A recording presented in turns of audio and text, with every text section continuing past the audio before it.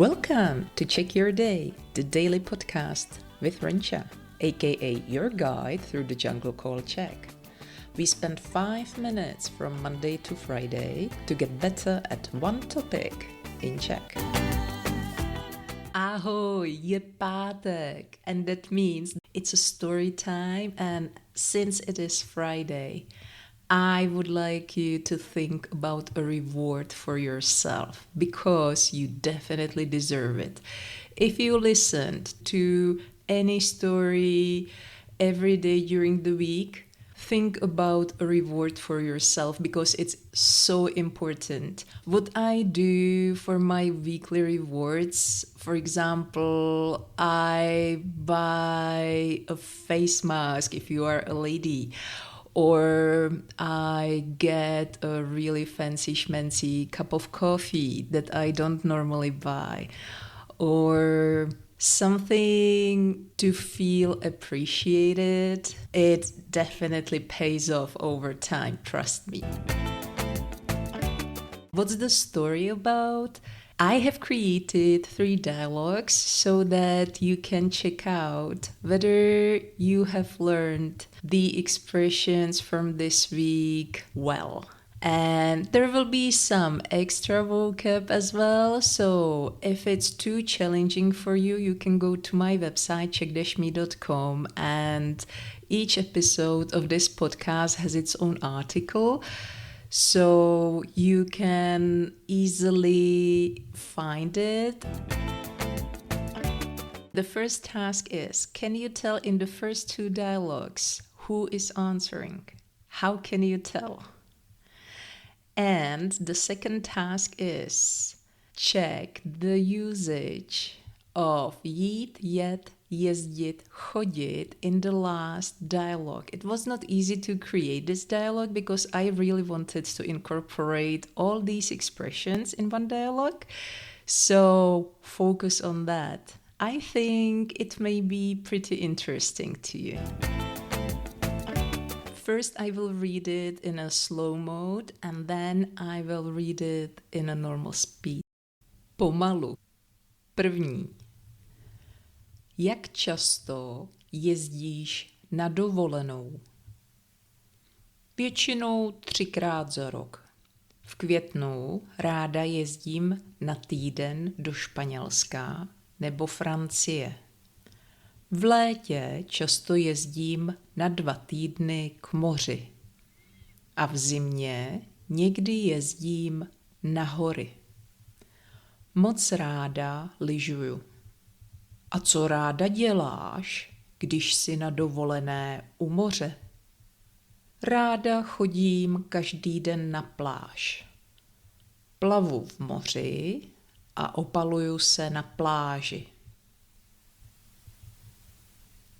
Druhý. Proč často jezdíš o víkendu do Prahy? Mám Prahu moc rád a také tam mám přítelkyni. A čím jezdíš do Prahy?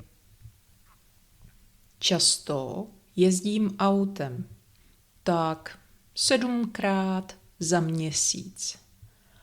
A když se mi nechce řídit auto, jezdím vlakem. A proč nejezdíš autobusem?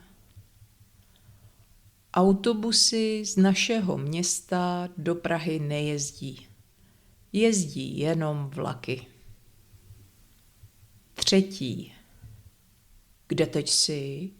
Jdeš teď do města? Ne, nejdu do města. Jsem teď ve vlaku. A kam jedeš? Jedu do Plzně. Už zase? Proč tam jezdíš tak často? Bydlí tam moje babička. Chodím k ní na návštěvu 2krát za měsíc. Rychle. První. Jak často jezdíš na dovolenou? Většinou 3krát za rok. V květnu ráda jezdím na týden do Španělska nebo Francie. V létě často jezdím na 2 týdny k moři a v zimě někdy jezdím na hory. Moc ráda lyžuju. A co ráda děláš, když jsi na dovolené u moře? Ráda chodím každý den na pláž, plavu v moři a opaluju se na pláži. Druhý. Proč často jezdíš o víkendu do Prahy? Mám Prahu moc rád a také tam mám přítelkyni. A čím jezdíš do Prahy? Často jezdím autem, tak 7krát za měsíc. A když se mi nechce řídit auto, jezdím vlakem. A proč nejezdíš autobusem? Autobusy z našeho města do Prahy nejezdí, jezdí jenom vlaky. Třetí. Kde teď jsi? Jdeš teď do města? Ne, nejdu do města, jsem teď ve vlaku. A kam jedeš? Jedu do Plzně. Už zase? Proč tam jezdíš tak často? Bydlí tam moje babička. Jezdím k ní na návštěvu 2krát za měsíc. Yes, you are right. In the first dialogue, the one who is answering the question is a female. You can tell from the expressions such as ráda jezdím, I like going, ráda lyžuju, I like skiing, and so on. And in the second dialogue, it's a male answering, and again, you can tell from the forms such as mám Prahu moc rád, I really like Prague. Just a quick note, the more you will dive into specialties of Czech language, the more you will find out that there are tons of exceptions. And I wanted to show you in the last dialogue that sometimes we use the words JEZDIT and CHODIT in a little bit different way than what you are taught at the beginning. You know, there are situations when we use it out of habit. In this situation, you may use both and it's totally fine. Chodím k ní na návštěvu 2krát za měsíc. Jezdím k ní na návštěvu 2krát za měsíc.